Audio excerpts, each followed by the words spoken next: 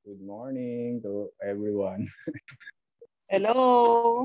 Hello po, hello. Good morning po. Nice to see you. Ma'am Jo dyan Ma'am Jo. Si Sylvie nandyan. Morning po. Morning. Nananalangin pa si Jokabet. Jokabet, palagi nananalangin yan. Airport na kasi Jokabet, palagi nananalangin. Sino po kaya itong ASUS SOOPD? I don't know. Tanong mo. Hello, sino po yung Hello, Kabet. Yan na.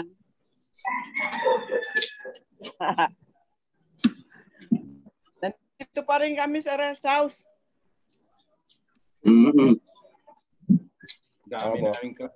Dami kutkutin ngayon, Mama Joan.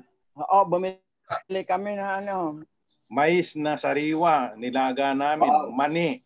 Kamote. Kamote. Puno. Para sa Sabado. Kaya Yan yata si Juning. Si Juning nga. Di ba? Si Juning yun. Apo. Teka lang po si Asus? Sino yun si Asus? Asus naman ako. Si Boy Sala. Kuya Boy. Condolence. Master Third, pwede po paano mo muna yung screen mo kasi yung screen sharing, hindi ko ma-zoom tong aking tinatakpan ng view option. Ano lagay? Stop ko muna yung screen sharing. Okay. Yan. Okay na po. Huwag mo tatakpan ng mga magaganda. Di ba kami? Nalalaki. Hello, Asus. Sino po yung Asus? Ay magpakilala nitong Asus. Sino po kayo, Asus? Yeah, ASUS. Conchita. Hello, Chi. Ate Marilyn, condolence. Naka-mute si Ate Marilyn. Okay. Okay, so sige, pwede na po siguro tayo mag-start. Welcome po sa lahat. Meron po tayong panibagong opportunity na mag-aral ulit ng salita ng Panginoon ngayong umaga. So siguro po tayo po muna ay mag-open sa isang prayer. Ate Marlene, pwede po ba kayo mag-open sa prayer? Andiyan ba si Ate Marlene? Hello, Ate Marlene. Narinig mo ba kami?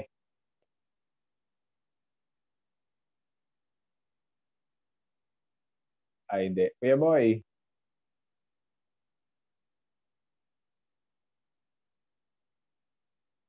Okay. Ayan, Ate Marlene, pwede po kayo mag-open sa prayer? Pwede. Okay. Prayer tayo.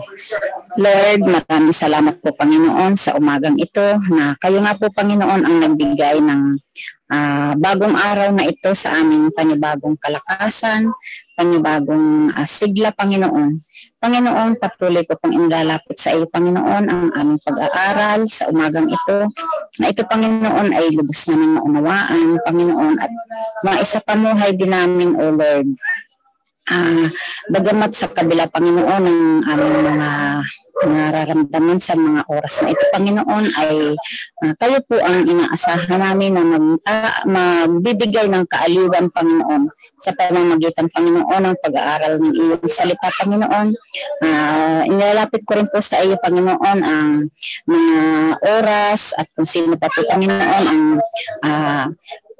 mga kailangan naming makasama sa pag-aaral na ito, Panginoon, ay kayo po ang magbigay ng kagalakan sa bawat isa, O Panginoon. Ito po ang aking samo at dalangin sa matamis na pangalan ng Panginoong Hesus. Amen. Amen. So, okay po. Si Asus, hindi pa rin nagpapakilala kung sino si Asus. So, okay, so tuloy po natin yung ating pag-aaral. Okay, so last time po, pinag-usapan po natin yung patungkol po sa verse sa Ephesians chapter 4 verse 3, yung pong eager to maintain the unity of the Spirit. So skip po muna natin itong mga verses na ito. Napag-usapan din po natin last Sunday, sabi po, spiritual unity is not and cannot be created by the church. It is already created by the Holy Spirit. And then yung pinakahuli po, yung the church's responsibility through the lives of individual believers is to preserve the unity. So ang dami po natin pinag-usapan patungkol po sa preservation ng unity. No? Pero meron kasing tanong din na, for example, kung talaga bang mali na yung kapatid, hindi pa natin siya sasabihan. Kasi sometimes, di ba, yung for the sake of unity, tahimik na lang ako. Pero mali na yung isang kapatiran. Ano ba yun? Tatahimik na lang ba tayo? Hindi ba natin siya i-rebuke? Yun yung isang parang tanong, no? Yung, if I'm not mistaken, si Ate Lery din yung nagtanong na yun. So ang answer po natin doon ay hindi naman, no? Hindi. Gusto nating linawin na not to the point na mako-compromise yung katotohanan. If kinakailangan na po natin talaga at kailangan naman talagang obvious na kasalanan na yung ginagawa ng kapatid, out of love dapat sabihan po natin siya, no? Yun, yung without compromising, we preserve the unity pero without compromising the truth, yung katotohanan. So, okay po ba tayo doon? Kasi baka unity na lang, unity tapos tatahimik na lang tayo para for the sake of unity kahit may mali na obvious na mali na ginagawang kasalanan ng isang kapatid. No? So, hindi po tayo tatahimik. I-rebuke po natin siya, approach po natin siya, nakakausapin po natin siya out of love para masabi sa kanya yung maling ginagawa niya. Okay, so yan po, no? May karagdagang clarification. Yung mag-comment. Okay po kayo. Kung malinaw naman na nakakasira siya, actually, ang kanyang ginagawa, nakakasira nga sa unity. Oo. Kaya gusto nating i-preserve ang unity, nakakasira siya, talagang gusto natin. Pero we will have to do it in the... Kung ano rin sinasabi ng ang sinasabi ng banal na kasulatan, nangingibabaw ang pag-ibig. Mangibabaw ang pag-ibig sa pagtutulong natin sa kanya. At ang pag-iingat dyan sa tamang panahon dahil inaipanalangin niya at saka sino ba sa kanya ang dapat kumausap kung yan ay sa unity, ang may kinalaman sa unity ng grupo ang ginagawa niyang nakakasira siya sa unity. Kasi okay maano naman sa Bible ang yung proseso eh. Of course, sinasabi kung ang isang kapatid, ang ganyan, ay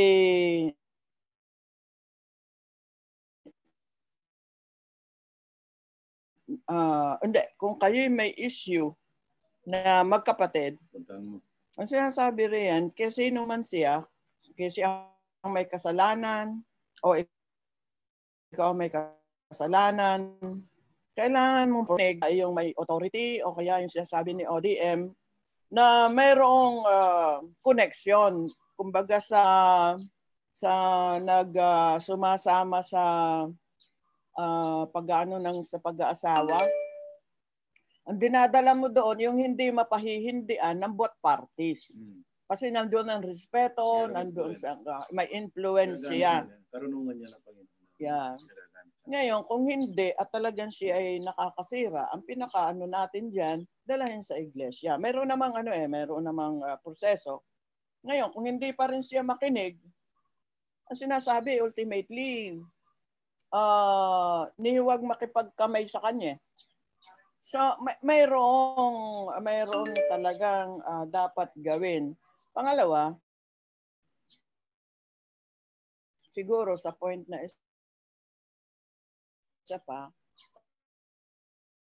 ang banal na kasulatan ng sinasabi na yung gano'n, the word of God, sabi na yung ganyan, ay ginagamit, sabi ng ganyan. Di ba? Yun ang ano natin. At isa doon, rebuke.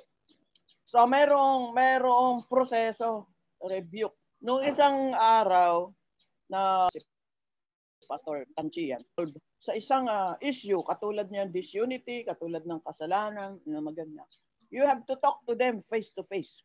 Face to face. Di mano, puntahan na God and then face to face. Kasi minsan ang ginagawa, dinadala sa social media.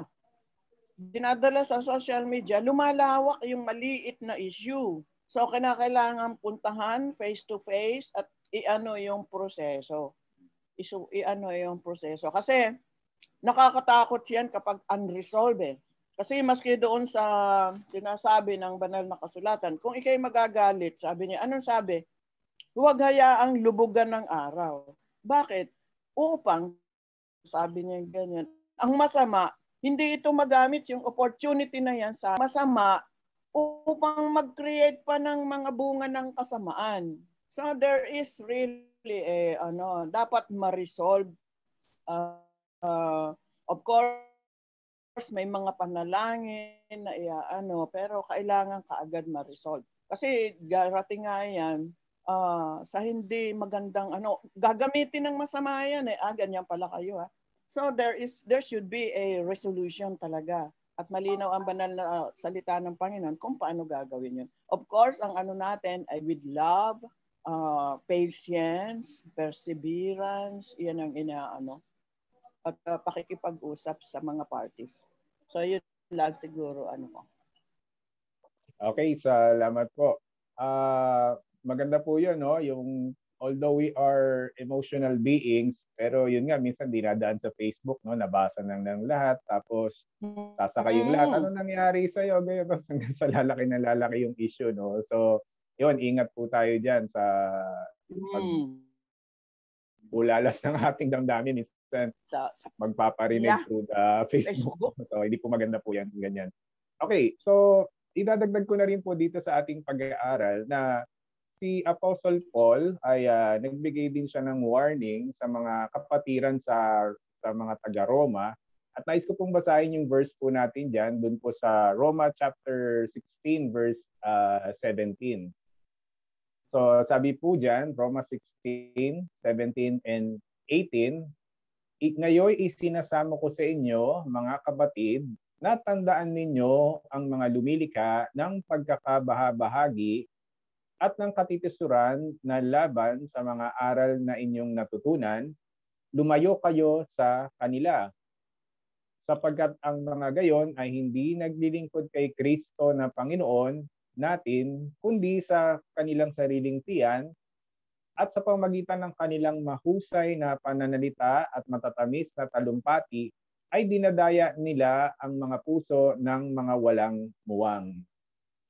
So ito maliwanag din na verse po sa atin, no, na paalala din ni Apostol Pablo sa mga taga-Roma na maaring sa nung time nila sa kalagitnaan nila, meron talagang mga tao na hindi out of love kung baga ang purpose talaga is magwasak, no, maglikha ng pagkakabahabahagi, probably is maghasik din, no, ng mga maling turo doon sa iglesia. Kaya sabi ni Apostol Pablo, tandaan nyo sila, yung lumilika ng pagkakabahagi. I-note nyo sila. So, sabi nga po dito, ang purpose nila talaga, hindi sila naglilingkod sa Panginoon, kundi para ma-serve yung kanilang sariling kagustuhan, according dito po sa verse 18. No? Kaya, yan. So, meron din pala tayong tungkulin to note yung mga persons na walang purpose talaga. Ang gusto lang talaga is magsira, no, magwasak, serving their own yung appetites, no. May mga personal na motives po sila. Okay, so tuloy po natin ito. So napag-usapan po natin last time, sabi po that Paul's discussion of spiritual gifts also repeats the theme of the unifying work of the Holy Spirit. So dito po tayo nagtapos dati, sabi, whereas we might think that people who have differing gifts would not readily get along with each other, Paul's conclusion is just the opposite. Ano po yung conclusion niya? Differing gifts draw us together because we are forced to depend on each other. So ito pala yung dapat maging mindset po natin bilang mga mananampalataya, that we have different gifts. Sabi nga, di ba, minsan may dalawang taong nagkukumpugan because hindi niya katulad yung taong sino nagsara? Ayan. Si Asus ba yun? Si Ate Asus. Okay. Ay, okay. Sige, tuloy po tayo, no? So, ayan. Siguro ang isang simple illustration, sometimes pag ang isang tao, introvert siya o tahimik, naiinis siya sa isang taong maingay, yung masyadong loud naman, masyadong masalita naman to. Ibaliktad naman, yung isang tao naman na loud, yung ayaw niya nung tahimik, gusto niya happy-happy, na masaya, ganyan, maiinis naman siya dun sa isang taong tahimik. Pero dito sa sinasabi po ni Apostle Paul, magandang mindset po natin is kahit magkakaiba po tayo ng kaloob na ibinigay sa atin ng banal na Espiritu, dapat ang mindset po natin is kunin natin yung kalakasan ng iba, no? Intindihin natin siya, kunin natin yung kanyang kalakasan at magkaroon tayo ng kaisipan na kailangan natin ang bawat isa. Okay, so may comment po ba kayo dito ulit sa patungkol dito sa okay po, Ate Linda. Doon sa Romans 12 na mayroon tayong pagbabago, may pagbabagong ginawa sa atin at ina-urge naman ni Apostol Pablo na ganoon ang maging kaisipan natin. Una, yung newness, ang pinamagatan ko yan, senior ko na yan sa SDG. Newness in Christ. So ano yung newness? Lahat tayo mayroong ganon. Una, sabi, we have a new knowledge about Christ. Hindi tayo katulad noong hindi pa tayo mananampalataya. At lahat alam natin yun. So that is common us. Newness of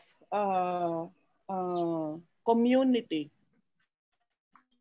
We have a new community. Isang ano yon.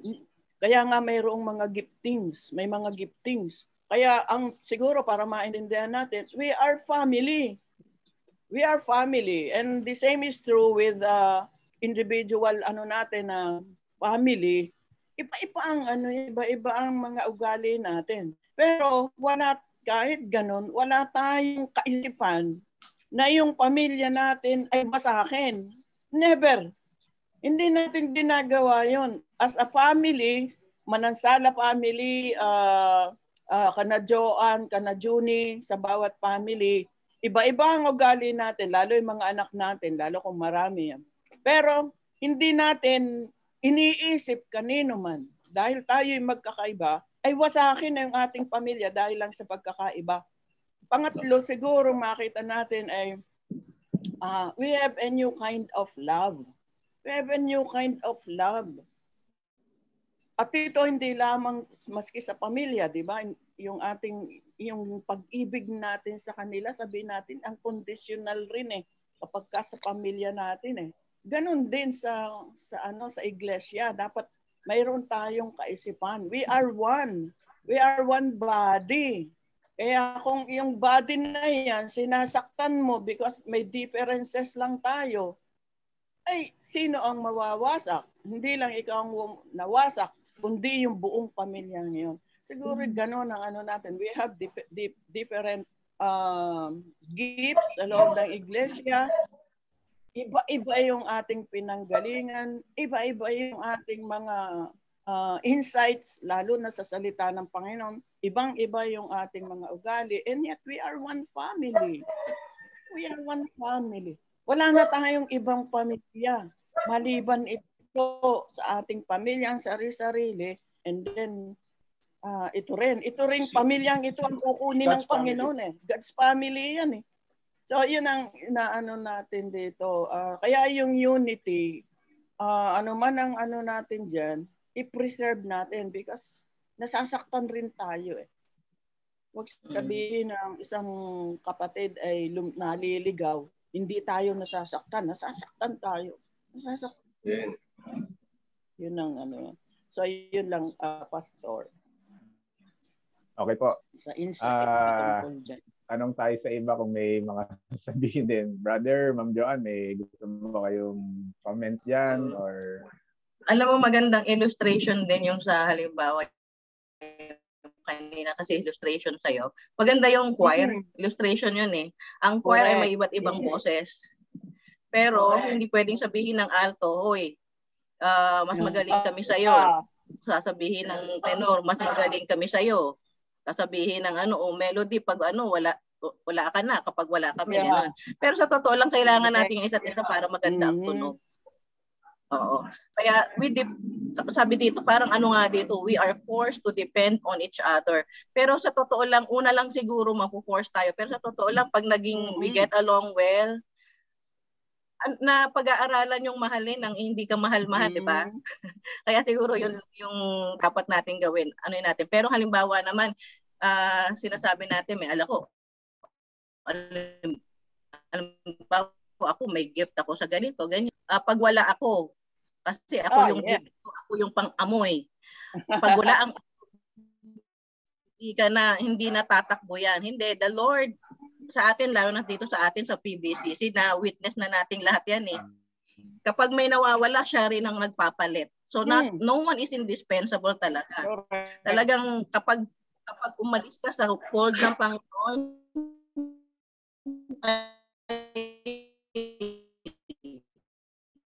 may bibigay ang pag-isa. Ano natin, as long as possible, wag nating, kasi minsan tayo sa katulad ng sinasabi natin ito, ipini-Facebook pa, no? O tayo naman minsan kapag may sama tayo ng loob sa ating kapatid, nag-aano tayo ng kakampi. Yeah. Nag-aano tayo ng ating mga kakampi. Wag na sigurong gano'n. Siguro kung may galit tayo sa Diyos natin isumbong. Hindi na yung sa pa na para tayo, nag-aano na tayo ng mag-split ang ating church pag gano'n eh. Dapat na lang natin, mahalin natin, at kung may kagalit tayo, wag na tayong magsabi pa sa iba na parang gusto natin na iba pang kakampi. Parang dinidivide natin in a way. Hindi natin alam, baka dinidivide natin in that way ang church natin. I agree with Reverend Third na sinasabi niya, yung different gifts, di ba? Gamitin mo siya doon. Kung saan, kasi maaaring halimbawa, strong maaaring yung isa, strong sa doon, hindi mo siya gamitin. Sabi nga nung seminar na natin ko kasi Dale Carnegie, magaling siyang trainer as teacher. Pag gumagawa siya ng libro, hindi siya magaling kumuha ng title. Kung kasi ng mga tao magaling kumuha ng title kasi accepted niya, weak siya doon eh. So, yun, yung gamitin natin yung ibang tao, yung talent nila, kung sila magaling, kasi ganoon talaga eh. Hindi tayo pare-pareho ng talent. So, yun, maganda. I agree. Iba-iba tayo. Okay. Salamat po. To build up the church. Sinabi natin noon, complementary yan. Yung wala sa iyo, nasa kanya. Yung wala sa kanya, nasa iba. Complementary yan para mabuo yung isang katawan. Hindi tayo mag-iingit. Salamat po kay Oscar. Gusto ko lang din i-share po before yung dati na talagang noon yung passion ko po sa evangelism. Sometimes dati parang nasasabi ko sa sarili ko, bakit itong kapatid na to? Ako, passion ko, evangelism. Siya, wala siyang manlamang passion sa evangelism. So there's a tendency na if panimbawa yung isang kaloob nasa sa atin, may tendency tayong mainis sa iba na aanapin sa iba yung hindi ka nag-evangelize or something. Pero ngayon sa ating pag-aaral, makikita po natin that maybe hindi nga yun yung kanyang gift, no? Gusto niya naman, pakantayin mo siya, kakanta siya anytime. So yun yung strength niya, no? So kailangan din natin yung strength na gano'n. Or yung isang kapatid naman, ang strength naman niya is mag-invite ng mga kapatid ng bago sa loob ng church So i-grab natin din yung opportunity na yun, yun yung strength ng kapatid na yun. So makikita po natin, kailangan natin ng bawat isa, kailangan natin i-cultivate lalo yung mga strength po na mga spiritual gifts na ibinigay sa atin ng Panginoon. So, Mr. Hoka, may sasabihin ka ba? Okay, wala naman. Sige. Tinitingnan ko lang yung mga may picture dito. Yun lang yung tatanong ko kasi naka-off cam. Hindi ko alam kung nandiyan sila or ano. So, basahin po natin yung mga... Okay po. So, basahin po natin itong mga verses na ito na tingnan po natin. Ate Sylvie, pwede mo bang basahin yung verse, siguro yung first 5 verses para... Alin po? Itong 1 Corinthians. Unang Corinto 12 hanggang 15. Okay po. Si Kristo, tulad ng isang katawan na may maraming bahagi. Kahit na binubuo ng iba't ibang bahagi, ito ay nananatiling iisang katawan. Maging Hudyo o Hintil, alipin man o malaya, tayong lahat ay binautismuhan sa iisang espiritu upang maging isang katawan. Tayong lahat ay pinainom sa iisang espiritu. Next po. Ang katawan ay binubuo ng maraming bahagi at hindi na iisang bahagi lamang. Kung sasabihin ng paa, hindi ako kamay, kaya't hindi ako kabahagi ng katawan. Hindi na nga ba ito kabahagi ng katawan? Okay. Kuya Boy, pwedeng makikibasa ng verse 16 hanggang 21? Verse 16. Verse 16. Ito sinasabi. Kung sasabihin ng tainga, hindi ako mata, kahit hindi ako bahagi ng katawan. Hindi na nga ba ito bahagi ng katawan? Kung puro mata lamang ang buong katawan, paano ito makakarinig? Kung puro tenga lamang ang buong katawan, paano ito makakaamoy? Subalit, inilagay ng Diyos ang bawat bahagi ng katawan ayon sa kanyang kalooban. Kung ang lahat ng bahagi ay pare-pareho, hindi iyan may tuturing na katawan. Ngunit, ang totoo'y marami ang mga bahagi, ngunit iisa lamang ang katawan. 21. Hindi rin naman masasabi ng mata sa kamay, hindi kita kailangan. Ni ng ulo sa mga paa, hindi ko kayo kailangan. Teacher Hoka, makikibasa ng verse 22 hanggang 25. Verse 22, sa katunayan, ang mga bahaging parang mahihina ang siya pang ang kailangan. Ang mga bahagi ng katawan ay naakala natin hindi gaanong kapuri-puri ay pinag-uukulan ng higit na pagpapahalaga. Ang mga bahaging hindi likas na maganda ang siya nating higit na pahalagahan. Hindi na ito kailangan gawin sa mga bahaging sadyang maganda. Nang isaayos ng Diyos ang ating katawan, binigyan niya ng higit na karangalan ang mga bahaging di gaanong marangal. Okay, salamat, no? So, sabi po dito, verse 25 pa pala, last verse. Upang hindi magkaroon ng pagkakabahabahagi at sa halip ay magmalasakit sa isa't isa. Okay, salamat po. So, sabi dito, some Christians feel they have no gifts or abilities that are worthwhile, so sit back and let others do the work.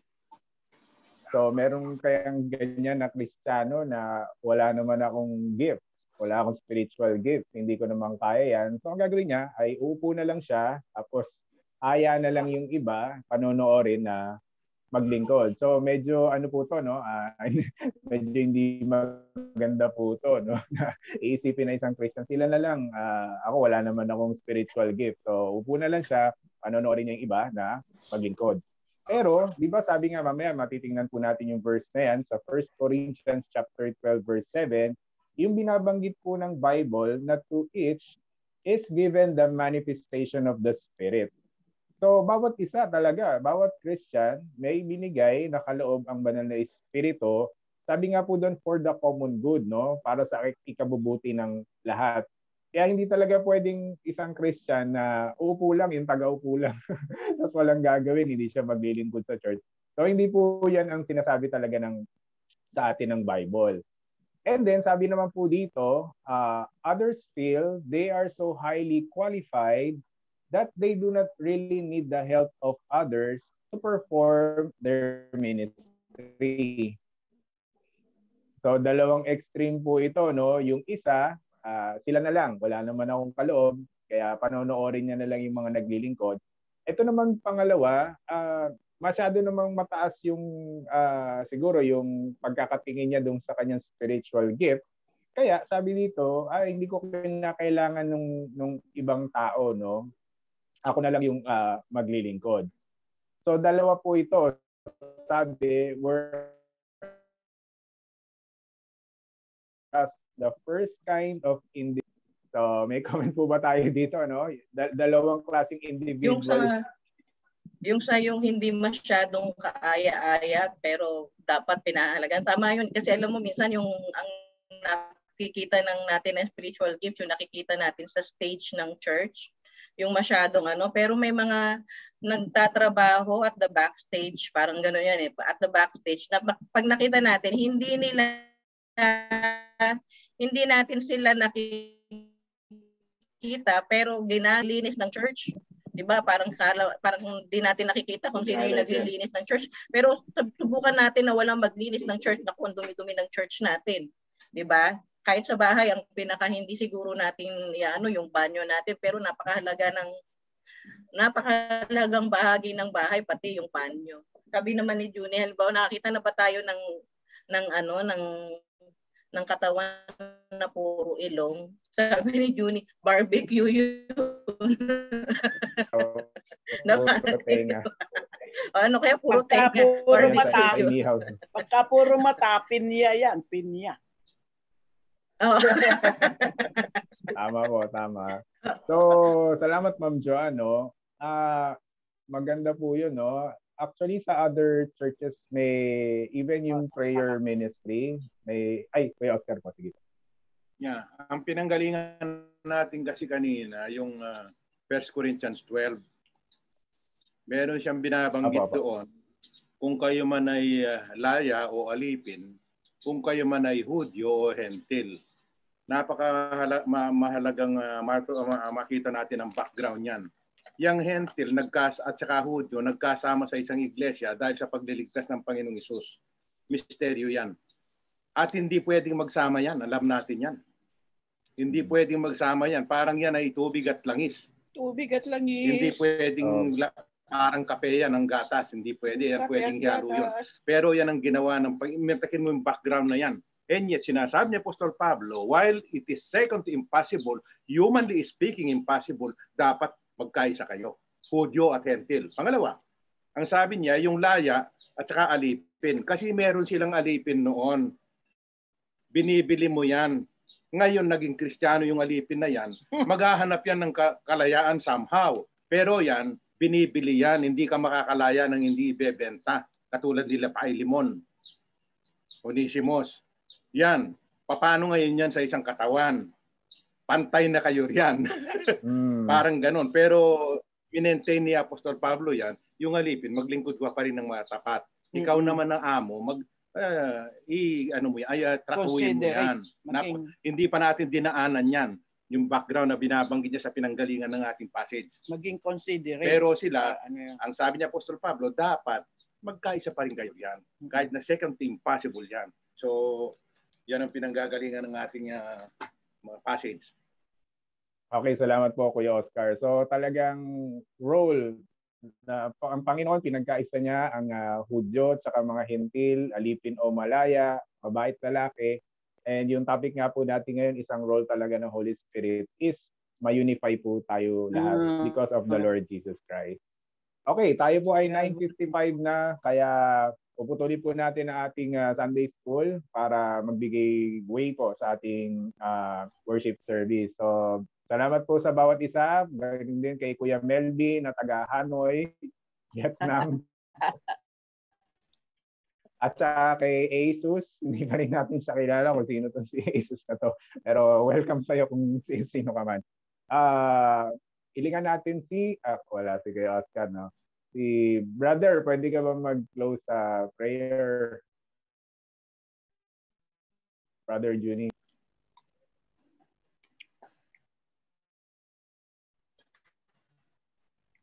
Nakamute ka ata, brother Juni.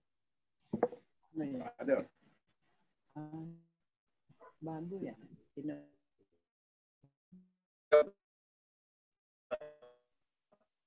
Kapatid, Lord, kami narinig, natuto kami doon, Panginoon, and strengthen our unity, Panginoon, that we have to bigaya kami out of love na pinagkaloob mo sa amin. Lord, salamat, ginawa mo kami ganito, Panginoon, and thank you so much, Panginoon, binigyan kami ng liwanag kung paano, Panginoon, magagamit kami differences, Panginoon, into something na maging strength siya, Panginoon, ng aming pong pamilya o ng inyong katawan. Lord, salamat, Panginoon. Ito po kami ginagamit, mo kami pinipreserve. Patuloy po namin, Panginoon. Pinasasalamatan for enlightening us, Panginoon, sa mga possibility o pwedeng mga problema sa church, Panginoon, pang sirain ito ang aming unity. Lord, salamat because you are still there. Matapat ka, Panginoon, upang preserve. Lord, salamat. Patuloy mong pagtuturo sa amin. Salamat sa patuloy pag-warning. Lord, patuloy namin pinapupurihan, pinasasalamatan sa iyo po ang kapurihan, Panginoon, at pagpalain mo mga salitang ito sa aming buong buhay. In Jesus' name we pray. Amen. Amen. Amen. Okay, picture po tayo. Sino mag-picture? Makita po tayo sa camera.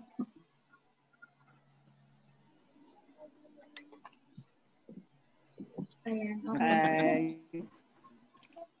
Asus. Tingin sa si Asus. Asus. Love you, Asus. Okay, sige po. 1, 2, 3. Ayan, okay na po. Okay. Very good. Salamat po. God bless po sa bawat isa sa atin. Thank you. Palain po tayo ng Panginoon. Dapat mas. Yes. Bye-bye po.